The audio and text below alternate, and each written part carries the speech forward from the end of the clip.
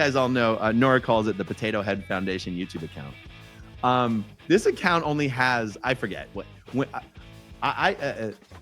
hundreds of subscribers, less than thousands, hundreds of subscribers.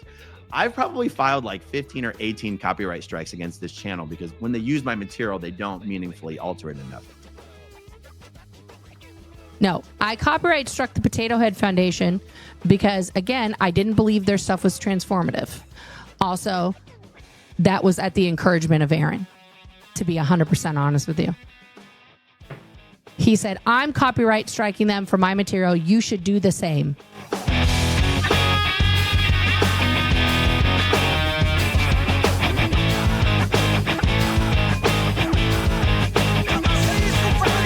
And guys, there is a very real possibility that this live stream is going to be taken down mid-live stream. The copyright enforcers at YouTube, well, copyright enforcement at YouTube is not done by real human beings.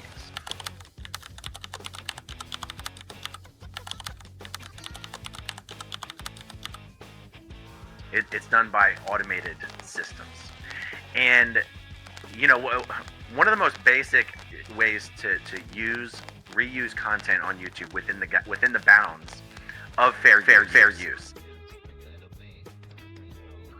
And even though this type of live reaction videos are completely protected by fair use, because the copyright enforcement system is automated, you have a lot of companies out there that simply will automatically, they want YouTube to automatically strike all of their content.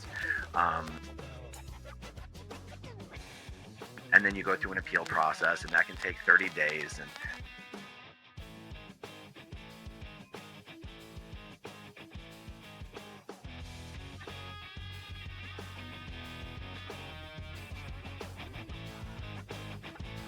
then you win the process, and then your video goes back up. But by then, nobody's watching your video. So.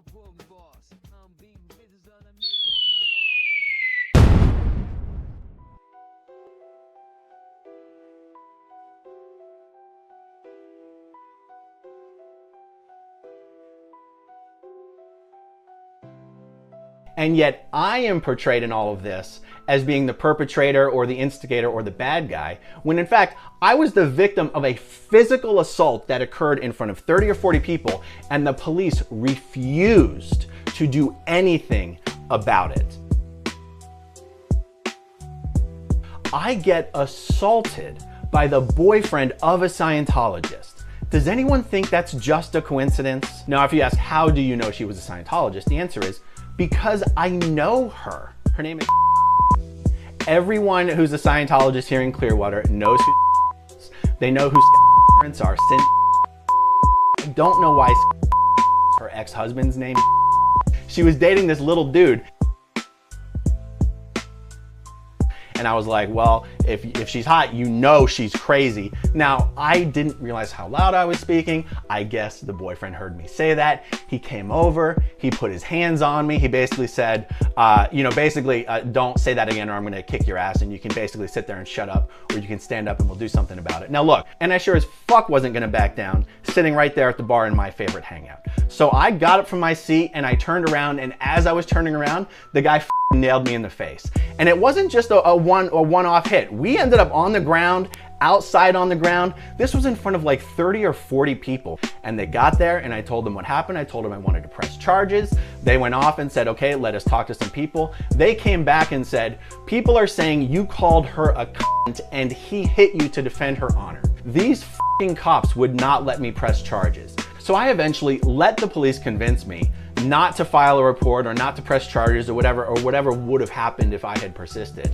These facts were not really facts after all. Oh yeah, I punched this guy because he called my girlfriend a I even said to the police officers, I was like, can we use some common sense here? I'm running for city council. I even showed them my petition cards. Thought he heard me calling his girlfriend crazy. Is a friend of yours? They're not friends of mine. Or you said you know them? I do know the girlfriend, not the guy. I was at Fusion. By the way, 20 people over there just witnessed it. You don't have to get so close, I'm sorry. buddy. No, I'm just saying, 20 people over there. I know what you're saying. I can hear you from there. Okay, fine. So what do you want me to Just keep going. Okay. I've never even had so much as an extended conversation with her, but I know who she is because we both grew up in Scientology. She said I stalked her like a year ago. I said, do you mean by messaging you on Facebook? Is her boyfriend, who I do not know. You can follow her, whatever you want, but is this regarding you stalking her? No. Got nothing to do with that. I don't know. Sounds like that's what she was trying to imply. No.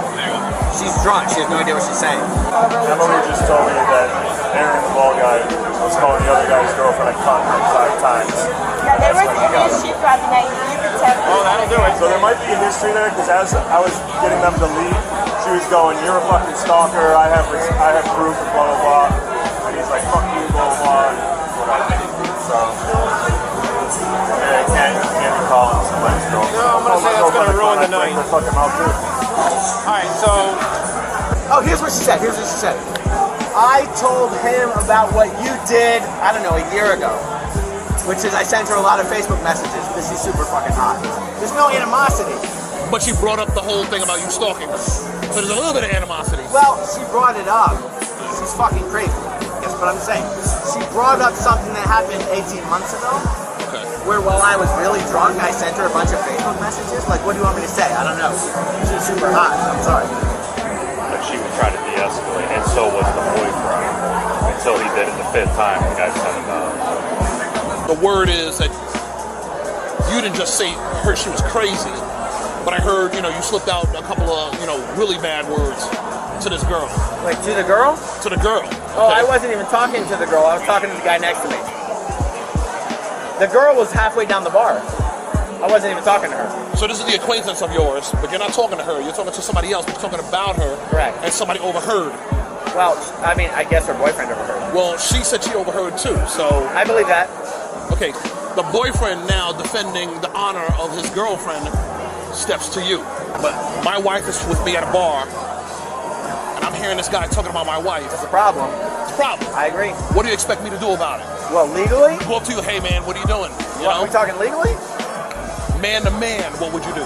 Man to man, I might have one answer, but legally, I'm talking about that motherfucker assaulted me. Okay. 2 different witnesses, both who are 100% So they weren't even there. They were outside. Those witnesses were outside. They heard the car contact. Which witnesses are you think I'm referring to? Well, the reason I'm assuming that I know is because all those people are good people. They're not lying.